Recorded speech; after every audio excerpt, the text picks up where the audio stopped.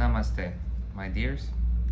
As you know, I'm right now traveling, and I hope that tomorrow I'll make the videos from a more beautiful location to have for you a more beautiful visual image. But for today, I'll continue in answering questions, so to keep our tradition and the flow of wisdom sharing. So a question came: Vadim, is life not given for free? That is, if rain falls, action cause, and seed grows free, reaction effect, why doesn't the same rule of nature not apply to helping others too? That is, if you help others, even for free, why wouldn't you in turn be helped regardless, in due time? Will karma not apply as the simple cause and effect example? It would be nice to know. This is a very good question, and on this topic, it took me many years to find for myself the answer to this question and this balance. In one of my videos, I have shared with you the principles about karma. So I'll try to explain it in a different way, and maybe this will help you to understand better. So first of all, life that we live, of course, here we live, let's say we came here and we think that everything is for free. But on the other hand, before coming here, before we got here at this physical body, we actually had to pay a high price. And that is the main reason why this life, it's a gift. It is truly a gift. You don't even imagine how many different beings and souls are dreaming about of getting the opportunity to be reincarnated in this physical form, because many are just observing it from a side, but they don't have this physical form as we do. And did it come for free? Well, everything comes for a certain price. It's not money, but there is a specific price that all of us have paid for, first of all, to come here and to experience it. And that especially applies for some special type of souls. So don't think that this is so for free. It's a gift. And if we value the gift, then we can open everything that is given to us. And if we don't value this gift, then we can lose that which has given to us, or that for which we have given our own price. But which price? Well, this many find out usually after death. And this is also part of, let's say, the specialty of the process of life and death in our realm, as eventually as life and death, they don't exist. They're like different sides of one coin.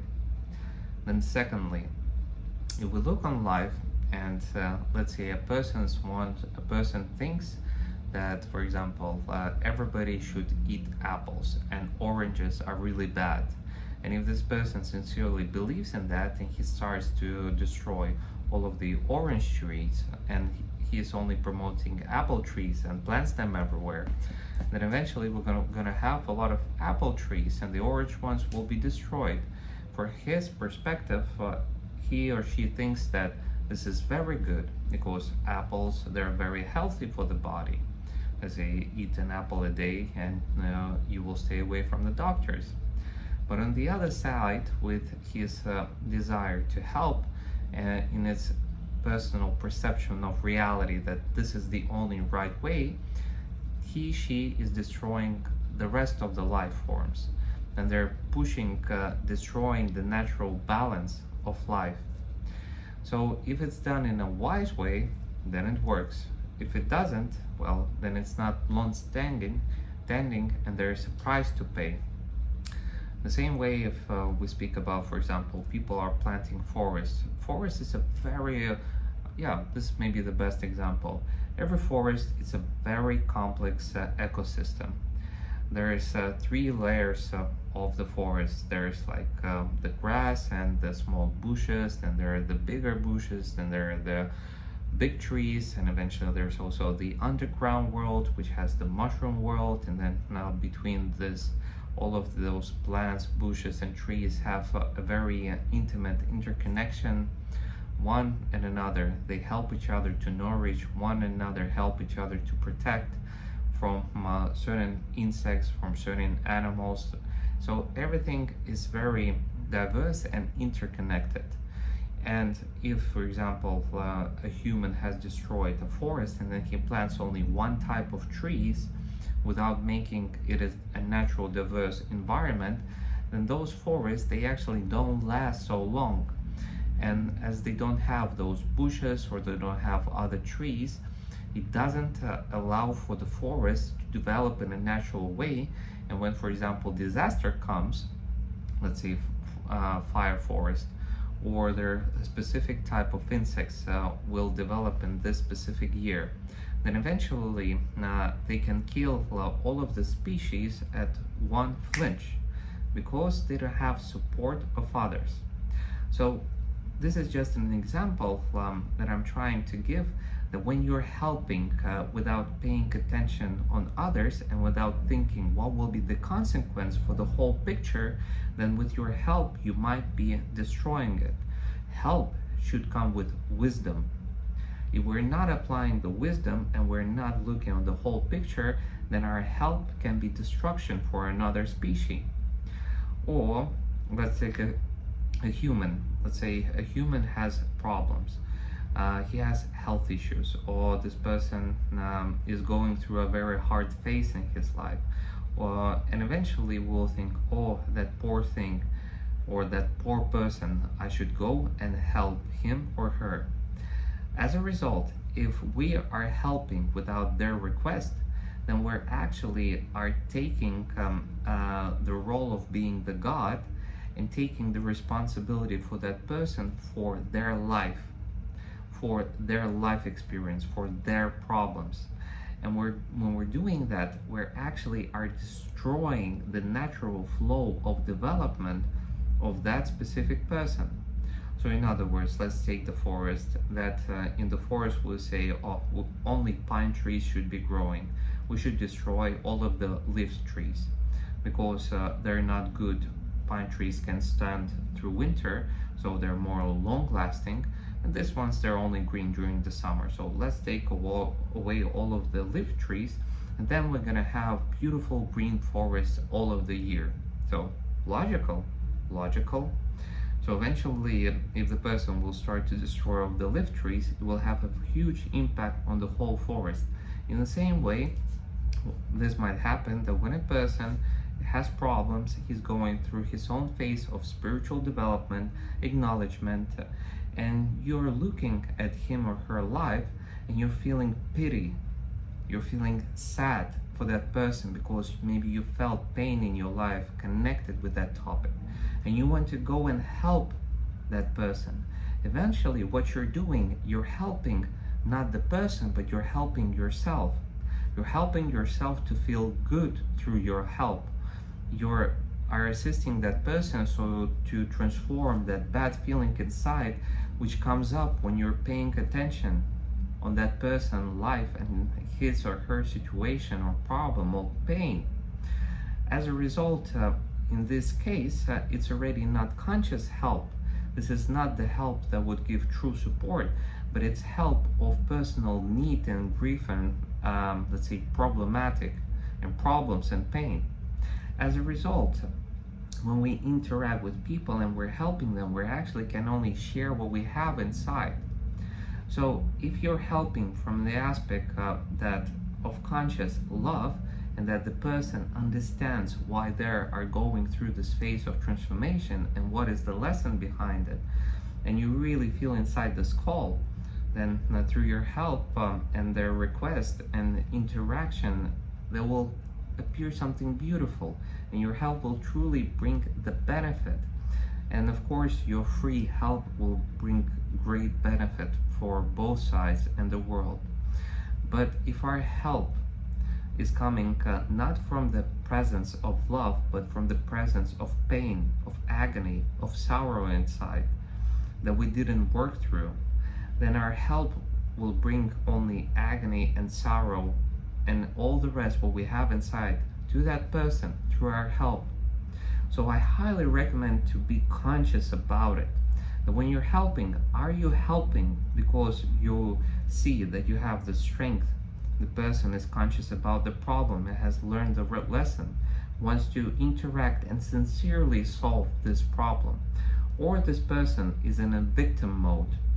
This person is unconscious and has created a situation which helps his or her soul to go through, yes, maybe hard experience, but that will be a moment of conscious growth. Person goes through pain and then he understands something. Person goes through hardship and then he opens something new inside of him or herself and starts to know and believe in themselves. And eventually helping should be super conscious. If you don't know yet until the end, are you helping from your pain or from your fulfillment, then I recommend for you just to observe and try to feel, not at an emotional level, but on a feeling level. And you can trust me that every person that is having any sorts of problem in their lives, that is part of their life experience, that you have created for them problems. If you did it, of course, then you are interconnected. But if you did not, and you're not connected with that person, well, then the person is living through something what is important for him or her. As I told you, the aspect like in a computer game, if other players have the free will to experience anything what they want, somebody can go grind their level, somebody can go to play PvP, person versus person, somebody likes to go against monsters PvE, somebody likes to craft, somebody likes to gather, somebody likes to explore, somebody likes to do other stuff and other things and just to play around. So everybody are unique, and in a computer game we know that everybody can do whatever they want. And the same here in life. Try to be conscious, try to pay attention if you want to go and start to save others. Do you know what it usually means? It usually means that inside of me, my soul is requesting help.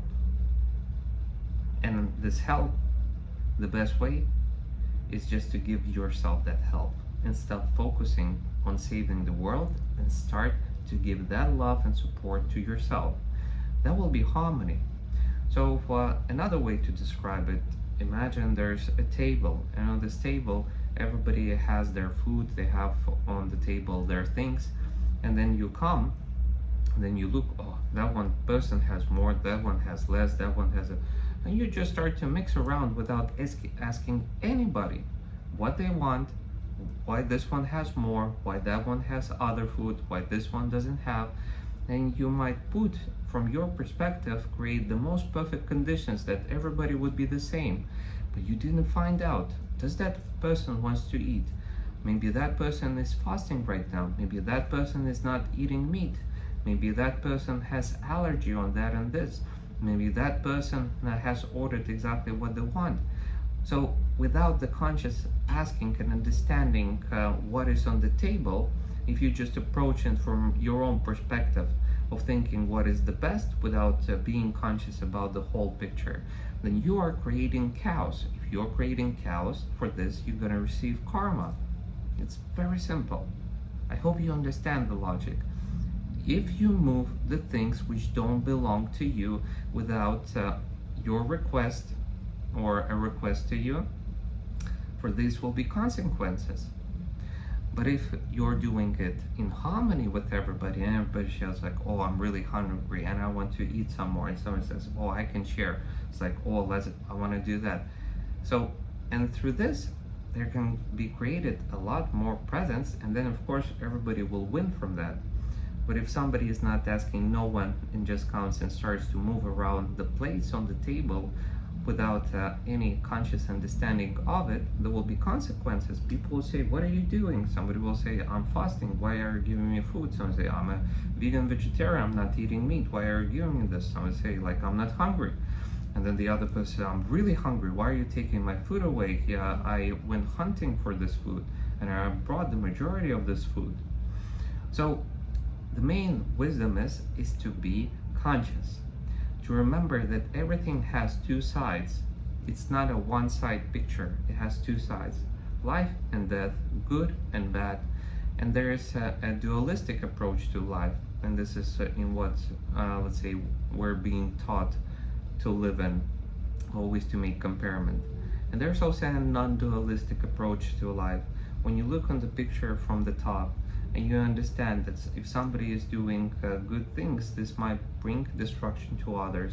When somebody is destroying someone, maybe through that pain, the person grows and he will actually achieve strength and develop wisdom, and then he will get those skills which will be able to fulfill his personal path of fulfillment. So this question, it's a lot more deeper. I inspire everyone not to simplify life too much, but to look at it as a whole. When you look at it as a whole, in truth for me, then it becomes simple.